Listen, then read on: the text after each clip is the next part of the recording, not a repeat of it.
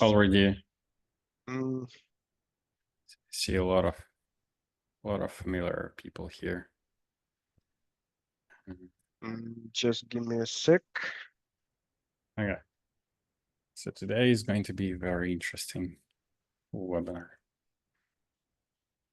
Usually that type of calls, they end up over time because we have like a bunch of questions and stuff.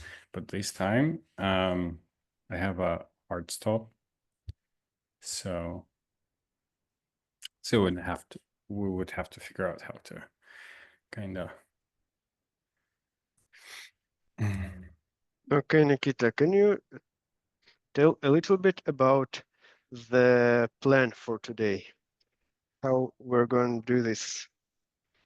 So Okay. we actually we were going to analyze, pick random people and ask them for their campaign, their setup, and analyze it in real time and see how we can find ways to improve their situation and boost their results and deliverability and stuff.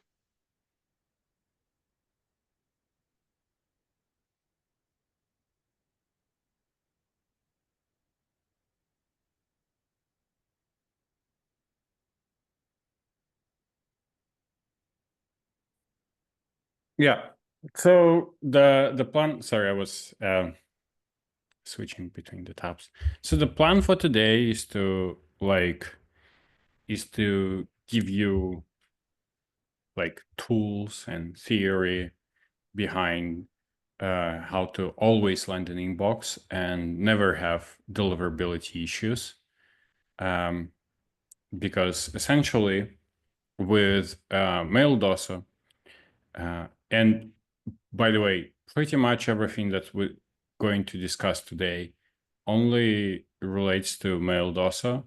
I know that some folks prefer to send cold emails from Google Workspace and stuff, but like with Google Workspace or any other email provider, it's like a completely different thing. The same as if you send cold emails from Outlook, it's also completely different thing. So a lot of the advice that we're going to share today might not be relevant for other ESPs, but it's relevant. So it's relevant only for Maildoso. Mikita, I see you raised your hand. Do you have a question? Yes. I Okay. particularly have a question in deliverability space. So I just so what I come to, but it will be short, and I will ask if it's true or not. So as far as I figured out, uh, what we're doing basically, we are buying emails on Maildoso with domains. Then we go for 2 weeks warm up. Then we send from them. And sooner or later, these inboxes will be land in spam. Like it will be burned. And am I right that in this case, you should do two things. You should either put your inboxes that burn to the warm up and wait, and like no code sending at all. Or you could buy another batch of inboxes, one keeping in the warm up and not sending. And when the first batch got to spam, you just put that second that was not sending on the replace. Okay. Yeah, that's a good question. So essentially, if your mailboxes burned, you can recover them. So like if you stop sending cold emails and keep warming up these mailboxes, they will recover. Usually they recover in 1 or 2 weeks. With our warm-up, we've seen cases where mailboxes recovered in less than a week. So we just recently had a case like that, but it's solely because like Maildoso warm up just sent way more emails than any other warm up tools. So that's why it recovers faster. So, but essentially they will recover. It is like good practice to always have some mailboxes set aside and and not use them, because essentially you can run into like burn your mailboxes. By the way, like it's not always true. There are some people that never run into something like this. The what impacts it is like cold email to warm up ratio, and also number of spam complaints. So like the less relevant your messaging, like I don't know, maybe you just started and your emails far from ideal, they don't get much replies, and most of the people click on spam button, or maybe you've forgotten to include unsubscribe text into the bottom, by the way, which is like a huge like I don't know. I think it works magically. Like as soon as you add unsubscribe text to your sequences, you start getting more replies and less spam complaints. So your mailboxes can perform longer. So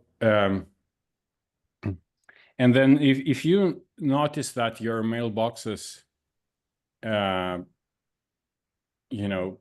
they getting burned too fast, I would recommend to lower sending limits. So like instead of 30 emails per day, you can lower it to 10 cold emails per day. But then I saw cases where people were sending 30 and they have like 10% reply rate, and their mailboxes, they just never run into their mailboxes gotten burned. So it's like solely depends on like how many spam complaints you receive and how many warm up emails you send. Because if you send 1,000 warm up emails per day from each mailbox, in theory, right? And you send like 30 cold emails per day, it doesn't matter how many spam complaints you will receive. It doesn't matter. They're not going to get burned, because the number of positive reactions that you receive, the number of the replies will outweigh the number of spam complaints you receive. Even if you even if you like send low quality cold emails, even if you send B2C like affiliate type of stuff. So the best ratio cold email to warm up is 10. So like if you send 10 times more warm up emails than cold emails, you essentially never run into deliverability issues. And also interesting, does recreating the mailboxes help? I mean, is it the way to have mailboxes and when they burn, just delete them and create new? Or it's Like you can just wait for for some time until they recover. There is a very them? Oh, sorry, just a clarifying question. Do you mean deleting them on the same domains and creating the mailboxes on the same domains, or? yes. Well, it could work. Actually, we haven't experimented with this, but as far as we like encountered in our experience, the mailboxes are the ones that get burned first. So theoretically, it could work, but it has to be experimented with. And So, and yeah. just another question to ask. And if I know that Maildoso has a free domain replacements tool, but with burn mailboxes, you never know if it's mailbox burn or domain burn? Oh, it's easy. Like if all mailboxes on this domain are burned, it's a domain thing, most likely. Or is just all four burned, but the domain, I don't believe that the domain is fine if all mailboxes, you know, flagged. But like if just one of the mailboxes is burned, it's solely a mailbox reputation issue, not the domain. And there are a But lot of cases where your domain can be fine. But for free domain replacement, should it be that like your mailbox is born, then you warm, and then you ask for replacement? Or you just see if there is a domain and all four mailboxes born, it's a case to replacement it. Like usually, so we had this guarantee, but like throughout our history, we were, in, I don't know, there were only like a couple of cases where we had to actually replace domains for free because of the unknown reasons. Uh, and most of the time, it's just like warm up thing. So like you just, keep warming up and they recover. But if not, yeah, reach out to customer success. They will happy to provide you a replacement if it's something that's not connected with your actions. Sometimes, like there were cases where people reaching out to us asking for like free domain replacement, but like we analyze and we see like, so you were sending shit ton of emails this domain. Like, we can do that. But yeah, if it's not connected with actions, that's for sure. We also have a very cool question in the comments. I heard that Gmail is implementing ways to check for artificial warming up and detecting if people actually logging into the mailboxes. Yeah, we actually noticed this. That's why like our warm up is, so essentially we have AI bots that log in into each email account, and they manually, so we don't create replies over IMAP. We do like all the operations inside the browser, because over a ton of experiments, we figured out that in-browser actions have way more power and like they have more impact on your deliverability than actions over IMAP. So we performed dozens of experiments, and it's like repeatable thing. Anyone can repeat the test and see it. Yes, if you log in into the browser and reply, it's not the same as you reply over IMAP, especially if there are a ton of other mailboxes connected to the same IMAP that has, poor reputation. So Yeah, thank you for explaining this. We have another good question in the chat. What is your recommendation for having a text for unsubscribing versus the header element that creates the unsubscribe button, Gmail, Outlook, etc.? So Nikita touched on this point already a little bit. So this is a good point because like when you add an unsubscribe button, so basically for the deliverability, there is no big difference in this between these two options, but there is one thing that unsubscribe text helps you with versus the unsubscribe button. So when you have a button, the person may just click the button and that's it. But when you have the text, the person is forced to reply. and many people do reply with like these popular replies like not interested, stop spamming me, and like that. And sometimes we even get really funny replies from annoyed people. But those replies, since they are the replies from the real people, they actually help you by boosting the reputation of your mailbox a little bit with every reply, because real people are actually replying to your emails, even if they are not interested. Yeah. Nikita, can you Yeah, add and you anything also here? you can have both at the same time. So, and yeah, it's extremely beneficial to have like unsubscribe options. Like every person who unsubscribed, it's like a saved spam complaint. Well, Because yeah, right, yeah, right.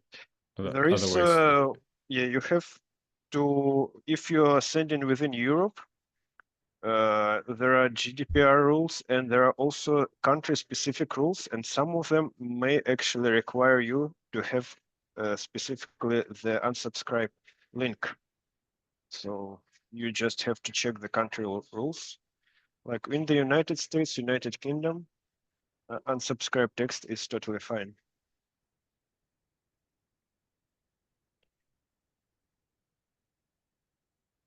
Okay. yeah. So I'm curious, how many of you ever run into something like you start sending cold emails and then suddenly, usually on Monday, your reply rate go down close to zero. But like last week, everything was okay, and now it's like you don't get anything. So can you raise your hands who ever run into something like this? Oh yeah, happened.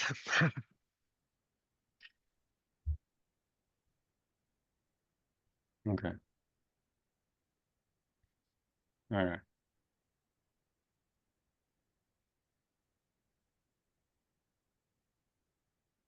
All right. So looks like a lot of people don't have spam, like spam related issues.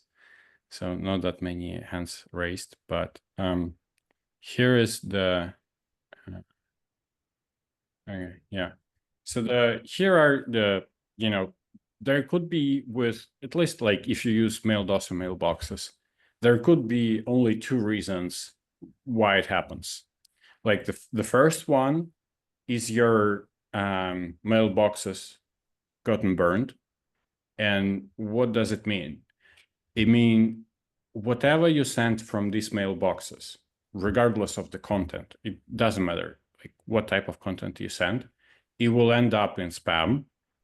And this happens because this mailbox received too many spam complaints. And now email providers, okay, so looks like it's not a safe sender. I'm going to send to spam everything that they sent, right? And this is a problem number one. This is not the end of the world. You just keep warming, like you stop sending cold emails, keep warming it up, and it will recover in 1 to 2 weeks. Sometimes faster. Rarely takes longer. Solely depends on quality of the warm-up network you connected. Like how many Gmail mailboxes in this network, how many emails you actually send per day. All these impacts how fast you will recover. And then the second reason why this might happen is your copy got flagged, but the mailbox is still healthy. So it's only a copy related issue. We see this often when, especially if you don't use spin tags, it's like very easy. It can happen very easy. And the cool thing is that it's so easy to bypass this thing. It's like it should be illegal because like you can actually figure out what exactly they detecting in your copy, what exactly Google or Outlook don't like in your copy, what exactly they consider as spam, remove it, replace, and then you will start inboxing once again. And this is something that our deliverability expert is helping with to a lot of people.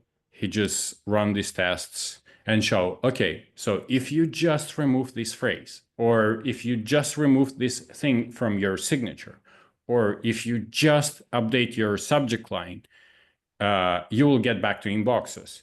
And it's like very easy to check, very easy to prove, very easy to make these updates and get back to inboxes. So who wants us to show?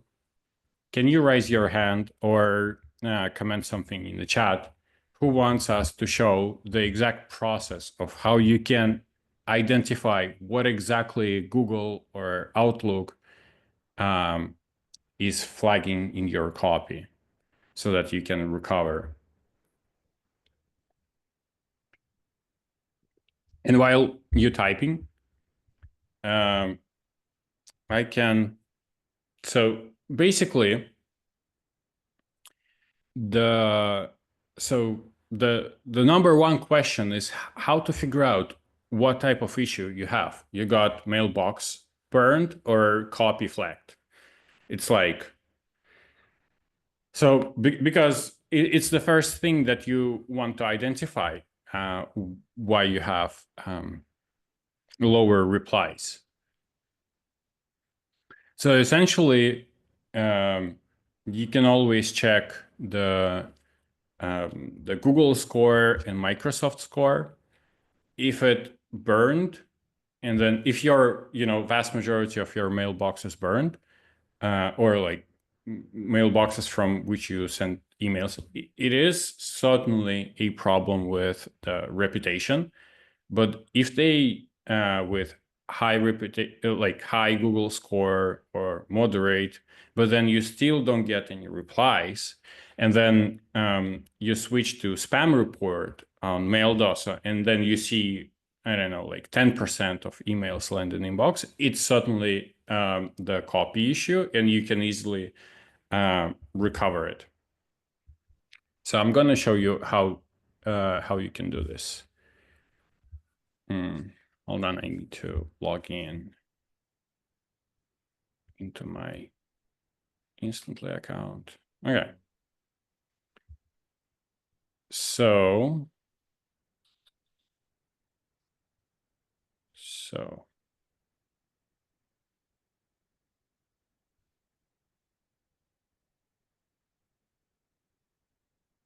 While Nikita is logging in, whoever has any questions about their campaigns they are running right now, you can share them in chat. We'll be happy to look into it,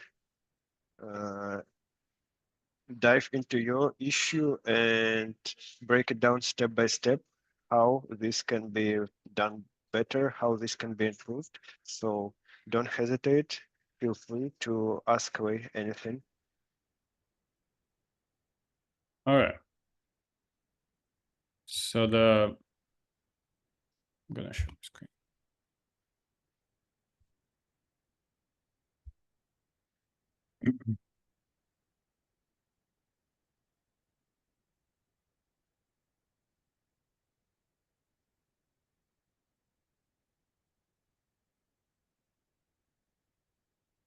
Okay, can you see my screen? And like the same, so what I'm gonna show you right now, it can be done like on Smartlead, on Woodpecker, on Sales Handy, on like any other sequencing tool. Is just like here, I'm gonna show you an example inside Instantly.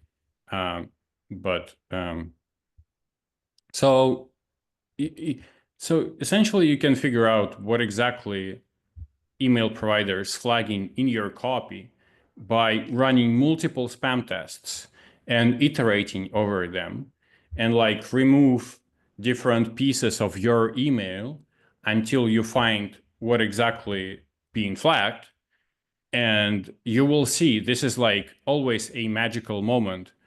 You send, like, you do a spam test of your copy, you send it to Google, Microsoft, and then you see that, you know, everything lands in spam, right? And then you start, you know, removing certain pieces from your copy, like changing subject line, removing signature, removing sentence after sentence.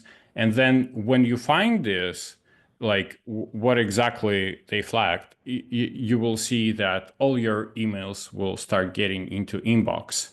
And then essentially on the next day, you'll start getting more replies.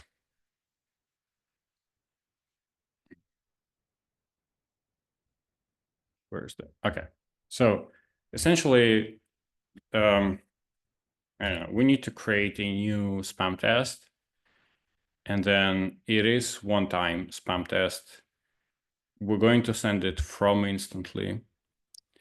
Okay, let's keep it untouched. Yeah, we need only professional mailboxes.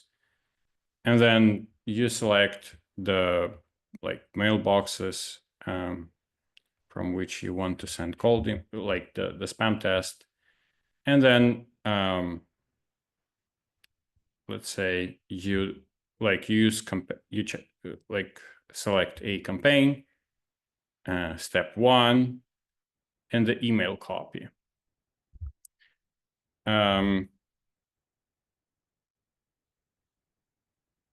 So let's pretend this thing lands in, like this campaign stopped performing, all emails land in spam. And if we click like launch test, we will see, I don't know, some results. But let's pretend for a moment that we get like everything end up in spam, nothing lands in inbox, because we were sending thousands of emails like this. No, I don't know, no spin tags, no variations, nothing. Yeah, but at least we have unsubscribe text here. So this is what I would do.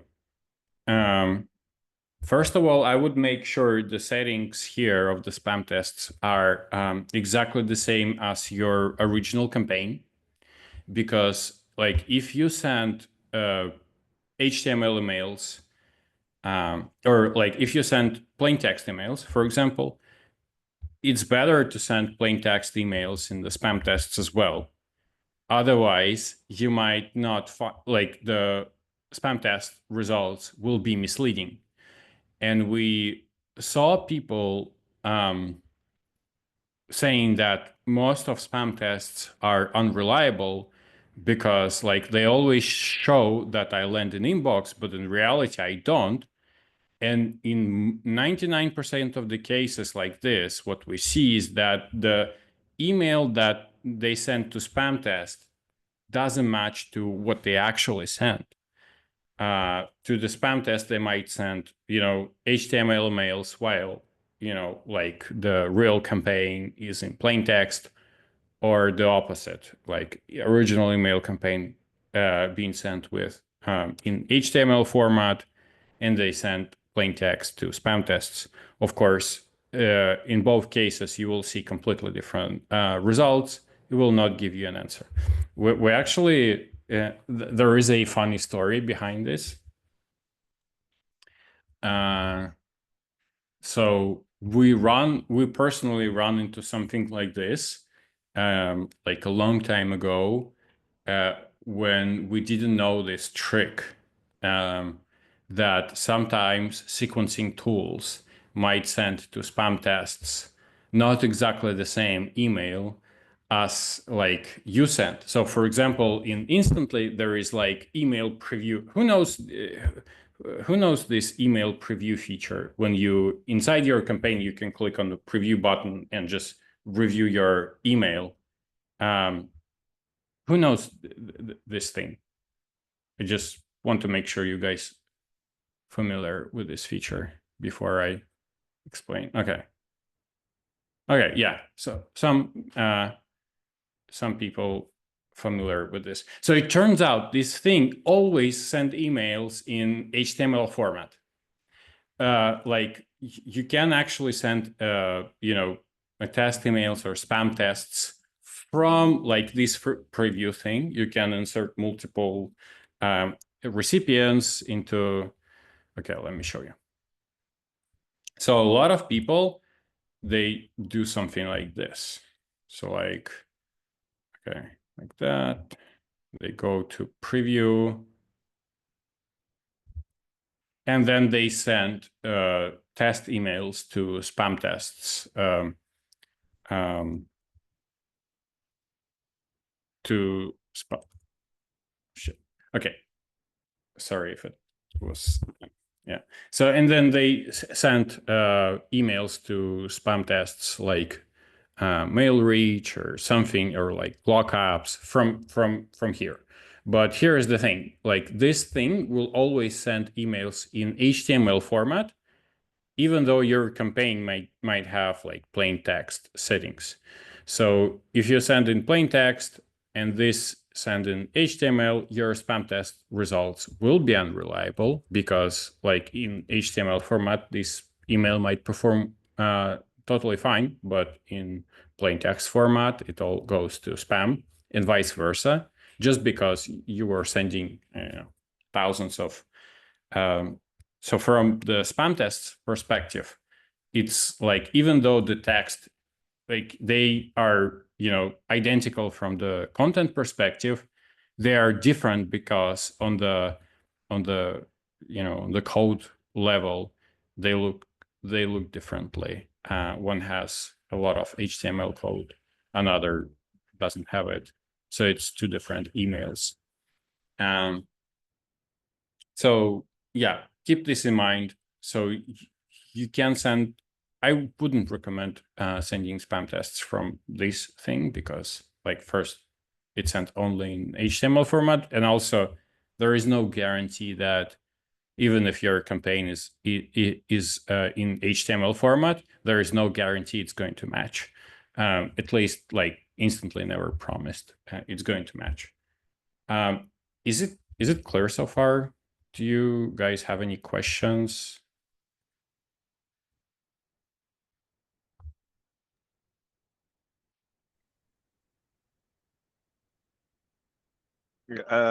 Nikita, I think I missed, or maybe you didn't mention the uh, the first way to check if it's a copy problem or if it's a mailbox problem is to send a completely neutral email from the mailbox. So, and if this email gets into inbox, Yeah. then the problem is with your copy. Yeah. And if the completely neutral emails gets into spam, then it's probably your mailbox. So this is Yeah. the first thing you could check to see where the problem is. Yeah, exactly. And by neutral, he means like something. We usually send something like, "Hey, how's it going?" That's it. So like very simple email. You send and see where it lands. And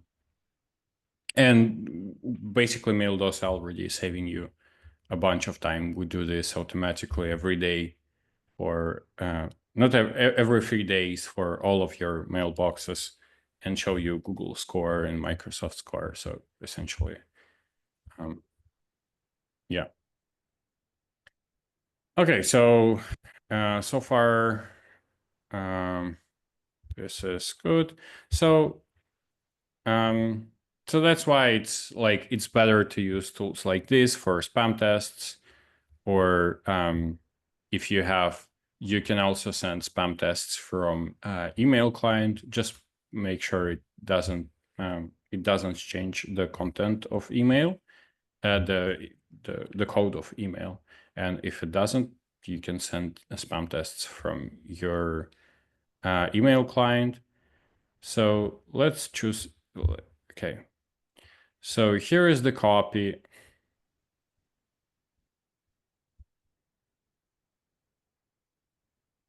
We have Okay, quite a lot for of some. syntax there. Yeah. For some reason, it picks up syntax. I'm not sure if it's supposed to. Okay, so let's say this email we send in plain text. So we need to click this button, and then what I would do, and I usually start, point by point, checking what exactly causing emails land into spam. First, I sent the original email to see where it lands. Then, if it lands in spam, I start changing it. I would paraphrase the subject line. You can literally type whatever. Your goal is just to see if changing the subject line will help to improve the performance of this specific email, and then you change it, and then you essentially repeat the spam test, see where it lands. If it lands in inbox, everything lands in inbox. That's your answer. Just change your subject line. And this is, by the way, like we see this very often. Just change the subject line and you're good to go. But it's always better to confirm with spam test results. So I wouldn't recommend guessing. And then you changed your subject line, and then email keep landing in spam. So the next thing that you can do is to we essentially remove either the second part of the email or the first one, depends on how you like it. In this case, I will remove the first part of the email and send email like this to spam tests, without the first half of the email. And then I would look where it lands. Would it land in inbox or in spam? And let's imagine it landed in spam. So I bring back the first half of this email, and then I remove the second one exactly the same way, and then I repeat the spam test and see where it lands. And if it previously in all cases it landed in spam, but now after you removed the second part of the email and it start landing into inbox, here is your answer. Something in the second part of the of your email, the triggering spam filters. Sometimes it's just one word or two words or three words, whatever. It's usually just a couple of words. It's nothing fancy. Spam filters. So email providers, they receive billions of emails every single day. So they don't use, overly complicated spam algorithms. Most of the time, it's very simple algorithms. They pick up 1 to 2 words in your copy, and then all emails that contain, these words, they will end up in spam, but all other emails will end up in inbox. So essentially, let's say you remove the second part of the email and it start landing in inbox, right?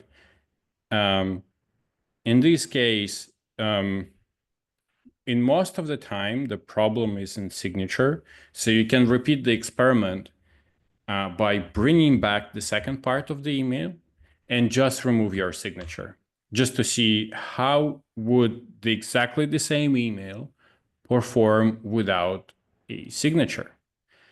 And then you essentially removing sentence by sentence exactly this way until you find what exactly was causing all the issues, and then you can print back your and then once you find you just adjust the campaign settings, and then you're going to start landing inboxes once again. Yeah, actually, I did that exact process with this exact copy, and I know where the problem is in that particular copy. It was in the second part of the email. Second But part. Okay, nice. Yeah, I didn't check it line by line. I just completely rewrote the second part. Nice. Okay, yeah, And you can do this. Yeah, and like this is where the spin tags become extremely helpful. So this is why you don't want to kind of ignore spin tags part. And by the way, I'm going to show you a cheat code on like how you can. I know a lot of people don't do spin tags because it's kind of difficult to come up with like all the variations that make sense. It requires some time.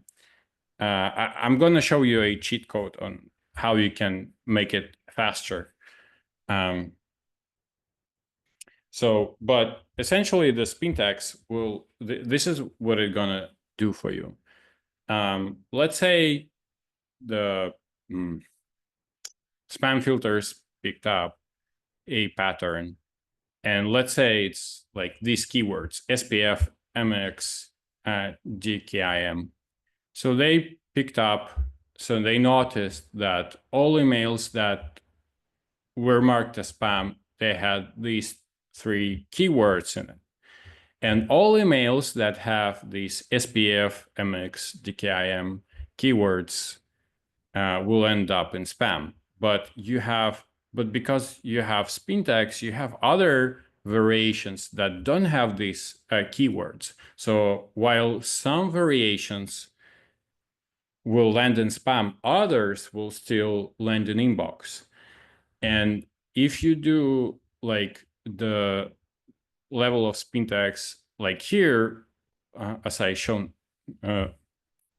like on the left part of the screen, although you have some spin tags here, you see the spam filters can pick up, I don't know, an address as a pattern of your email, and it will all your emails will end up in spam, although you have some spin tags here. So it's we noticed that this is usually it's not enough, and the level of spin tags that you might want to have is like this. I know it sounds a little bit boring, but in let's say 95% of the cases where we deal with bad deliverability, in 95% of the cases it's like it's a spin tags thing. Yeah.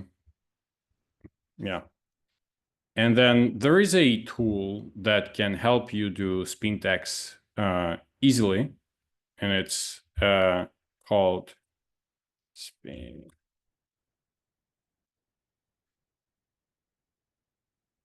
I'm gonna send a tool in the comments.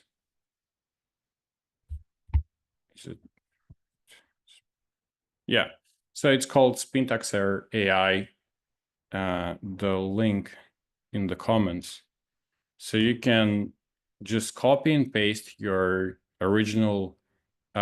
It's paid, but it's not like very expensive.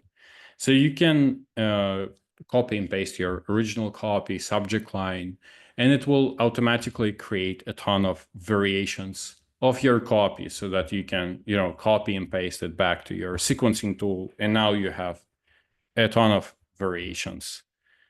Can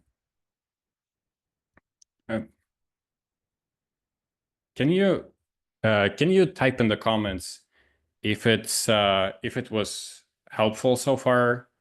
Yes or no? I want to see your reactions here.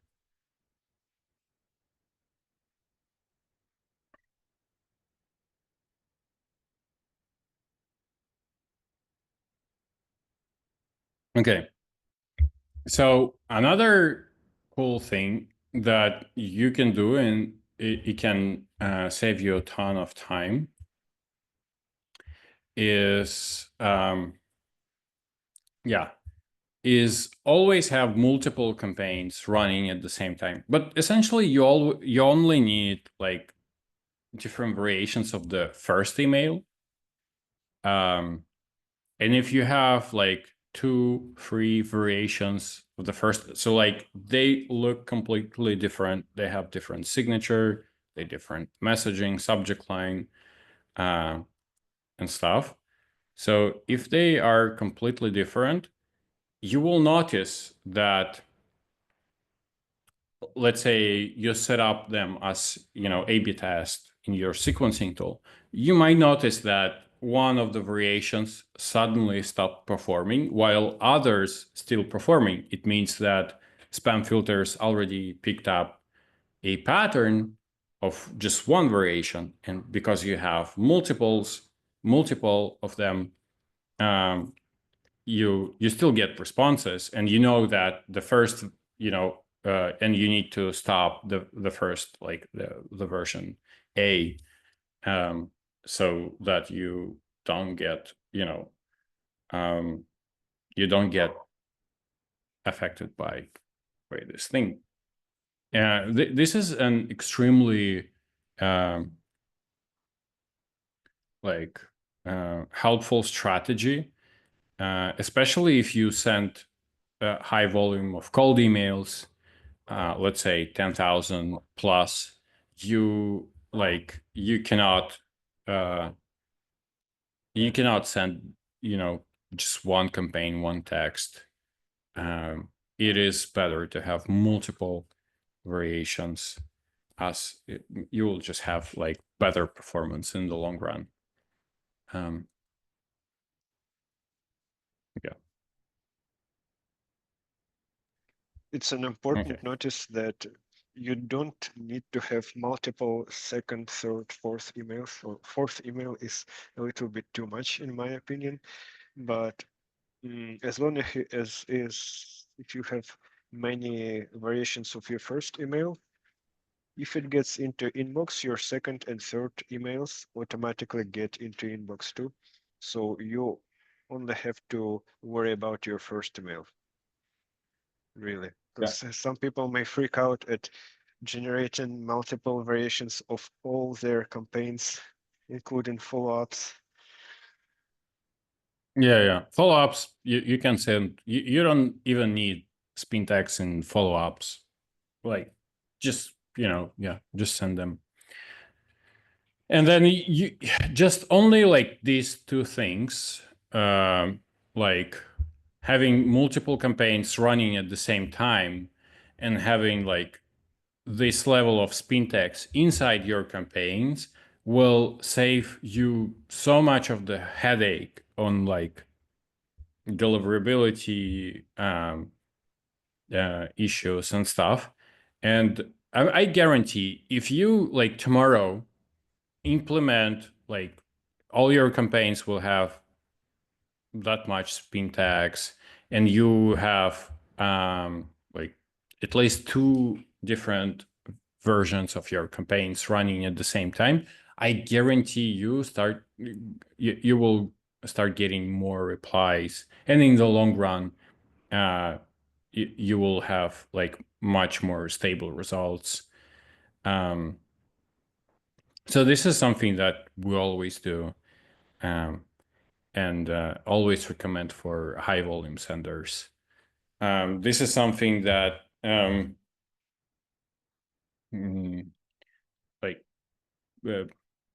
like solves most of your problems that might potentially arise. Yeah, Nikita raised his hand. Please go ahead. Yeah, I just have some another questions that I know. Thank you for this spin tax and thing, because I know that it helps to lend to the enterprise inboxes. And my question is about this is, should you buy this Azure inboxes to lend to a Proofpoint, Barracuda, Mimecast, and other secured mailboxes? Or you could potentially went to them from the Maildoso too, because now what I'm using, I'm sending from Maildoso only to Google and to Outlook. And so far, when all the internet start talking about that they don't land in Outlook, I see that I get replies using Maildosa from Outlook. So I do not understand what what it's all about. Um, but I'm really curious about landing in secured mailboxes. Like, could you land with Maildosa to the Point, Barracuda, Mimecast, and all stuff of this? Maybe you tested against it. No, I never tested, just because like it is like my answer is I don't know. We don't really focus on the specific email providers. You can try and see, although you're gonna fly blind with them. Like for Google and Microsoft, at least you have spam tests, right? You you can run spam tests and see where you lands. You can figure out if it's like domain reputation or copy thing. You can, figure out what exactly causing your copy end up in spam. And this is uh, like so you essentially have a navigation here with security gateways, enterprise level security gateways. You won't have these tools. So, and it's as so it's not like um, so it will be difficult for you to say either, like, do you like land in inbox or in spam, just by that. So you will rely only on replies, but you don't know if you don't get replies because your offer is not relevant or you write to wrong people or you end up in spam. So like you'll be always guessing.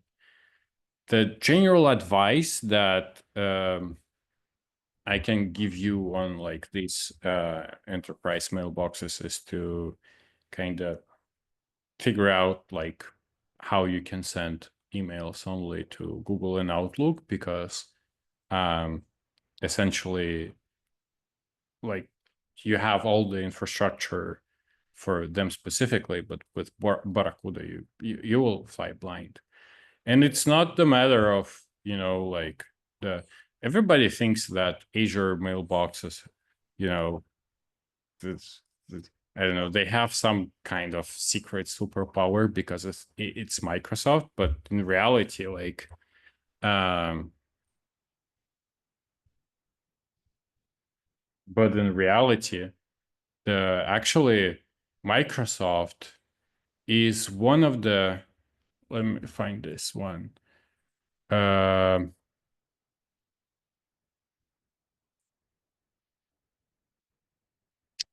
Where is that?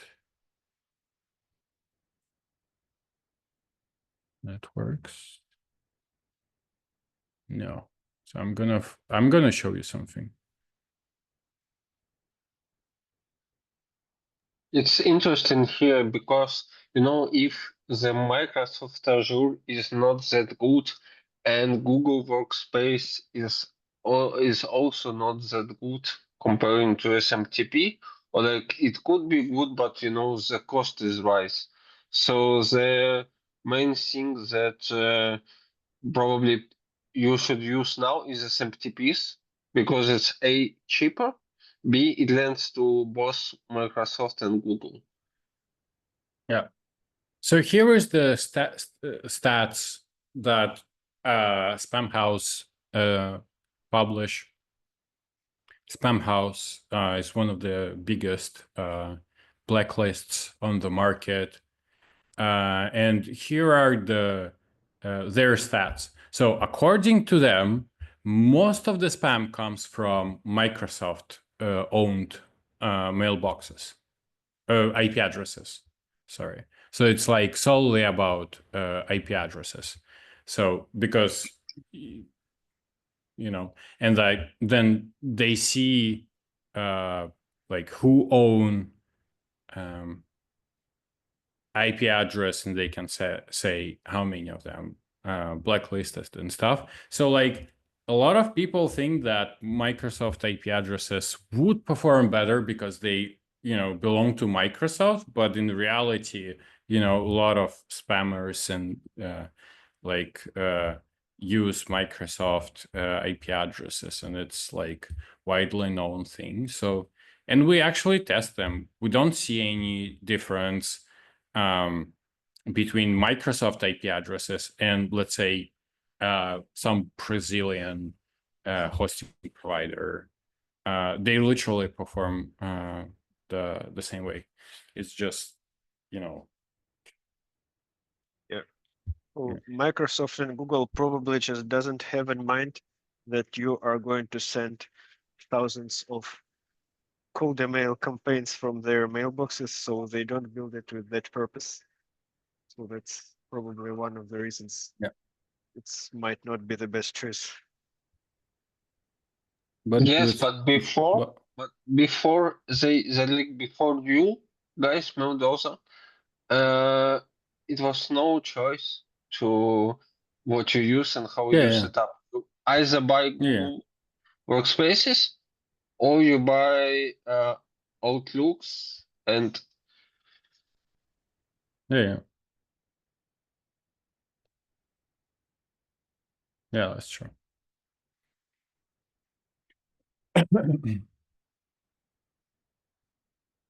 Yeah, so Microsoft #1.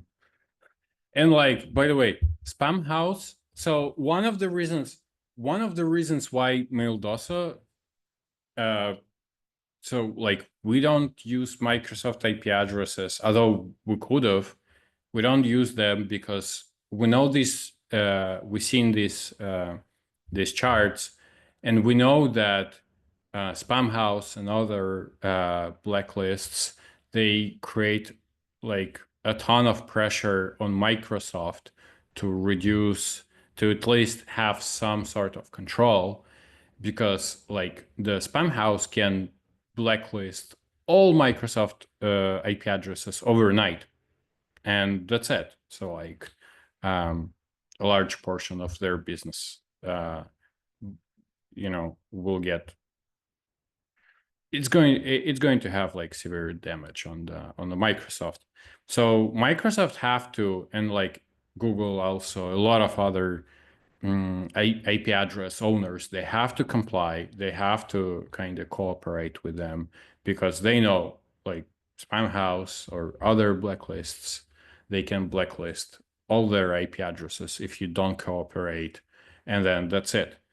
There are numerous of stories. You can Google them when like entire the hosting provider uh, like were blacklisted and cannot not provide services anymore after being blacklisted, because all their IP addresses now are useless. So it's a big problem. So the part of the reason why we don't offer and we don't use Microsoft IP addresses is because of this graph. We know that Microsoft will create a lot of problems, and will also spend vendors that use their IP addresses to send cold emails. It's just a matter of time when exactly it's happened. So I I know some people that have all their mailboxes on Azure, but that, from my perspective, it's a huge risk. Yeah.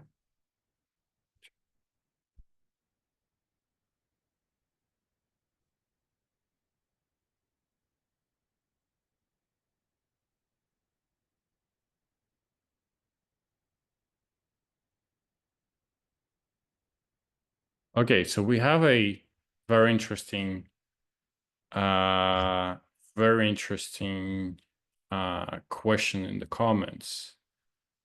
Guys, I'm struggling to find more and more angles and hooks to target my ideal customers. Are you aware of any AI tools that can help to provide signals, triggers, write relevant copies? Yeah, sure. There are a few tools that we don't heavily use them, but I've heard a lot of good things about them. First is this one. It can help you with copywriting, with angles. It can do all the copywriting for you, and it can make every single email that you send look unique, which also is going to help you with deliverability. And also this one. So these two AI tools, they can help you with research on your your ideal customer profile, help with generating angles and copy, and even can like help you to send every to make I really every appreciate that. email. Yeah. Yeah. Um, Yeah. So, Nikita, just one question. If I'll just take 30 seconds of yours, and it will be helpful for everyone here. So, if you can see my screen, I was just discussing with email marketing consultant who was consulting with me, and he showed me all this fancy all these architectures and all that. The whole crust of whole this thing is about these signals and the relevant email copies in the flow, right? This is the main thing. If you crack it, rest of the things are pretty easy. Tools are available out there, Clay, this, that, and all that. So that's why I asked you if there's any tool which can help to find the angles. Because yesterday I had another call with another guy, and he came up on the call in just 2 to 3 hours of my inquiry with him, and he came up with pretty good signal stack, like who you should target, what should be their ICP, and what should be the email copies. So if he's if he was able to generate all this within just 2 to 3 hours of time of me booking the meeting and he coming to the call, I'm pretty sure there must be some sort of tool or some sort of solution available who can generate all these things. So yeah, that's exactly what I wanted to know. I kind of know okay. how he did it. Yeah, this is not probably a specific tool we use. I mean, he used that's probably just accumulated over time number of specific prompts, specific Mm-hmm. examples, and specific like techniques that Mm-hmm. he is feeding ChatGPT. So he's not like asking ChatGPT, give me this solution, and just using the solution that ChatGPT gives him in the first reply. He's feeding ChatGPT a lot of his past experience with this, and this way he could make ChatGPT to actually produce some good examples. Yeah, maybe his Uh, personal GPT was really trend to kind of generate these kind of responses. Although I was searching in the yeah, web yeah. if there is any pre-made GPT or something like that, and I found this one where someone has created a GPT for a complete GTM strategy where you give some information to this GPT, and this GPT generates all that ICP, and I mean it just helps you. It's not like it will give you a ready to use kind of material, but for a business owner or something like that, it's good enough because how much you can think, right? There is a range how much you can think. If you get this kind of information in front of you, it can be really useful. Well, Mm. I think right here you actually have an over abundant number of various signals, and it would be really difficult to cover them all in like even a few campaigns. But what I'm actually looking at your copy right now, and I think that you should seek for improving. You should start seeking improvement in the copy because it's probably not the signals, or well, signals might help, of course, they might give you an angle, Mm-hmm. but the main and the first most important thing is the offer and how you frame it. Mhm. Yeah. And Yeah. True. all this like I don't know your business well, because and that's why it will be difficult to come up with the right copy right now. But I can see that it's quite generic in terms of offering. So Yeah, I it's mean, it can be brainstormed. Once you yeah. have that starting head start kind of thing, you can keep on improving the email copy, follow-ups, and all that. But the first hurdle is like think of those angles. Have at least 10 to 20 Yeah. angles, test them, A/B testing, Yeah. this, that. Yeah. Yeah. Yeah. That's for sure. So in the future, Nikita, if you get any such tool, please feel free to share with the community. I'll be definitely looking over for it. Let Yeah, me there is no one fits all tool. Yeah. Yeah. I've heard about this tools. So first is like I never tried them myself, but since you asking, so first is this one in the I put it in the comments, and the second one this way. Do you know these tools?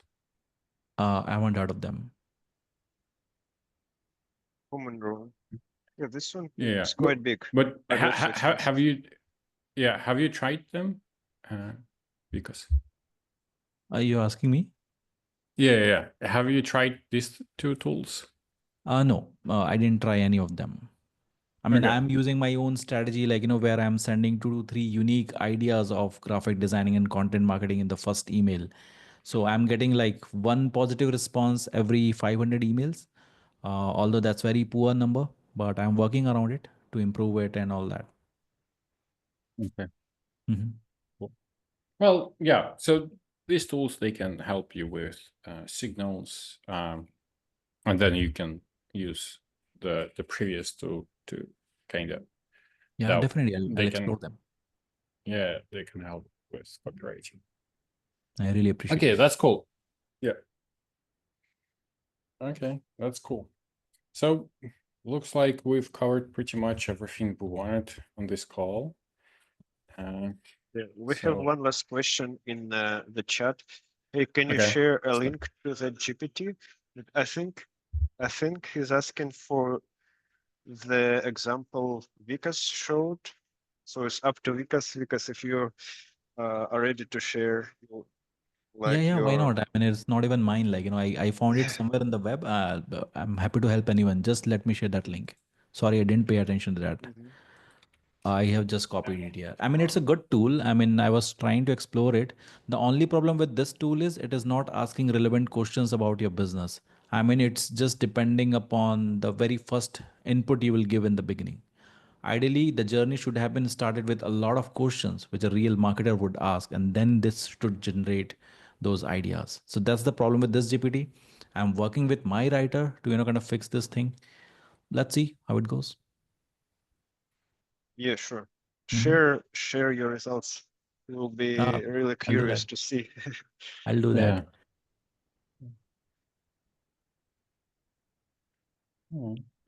Okay, let's wrap up then.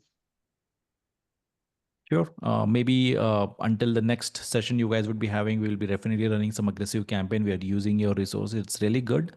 And if I have something good to share, I'll definitely do that. Of course, Thank of you, course. everyone. Thank you. That's cool. Yeah, thank you. Yeah. Okay. Thanks everyone. Thank you for joining this this session.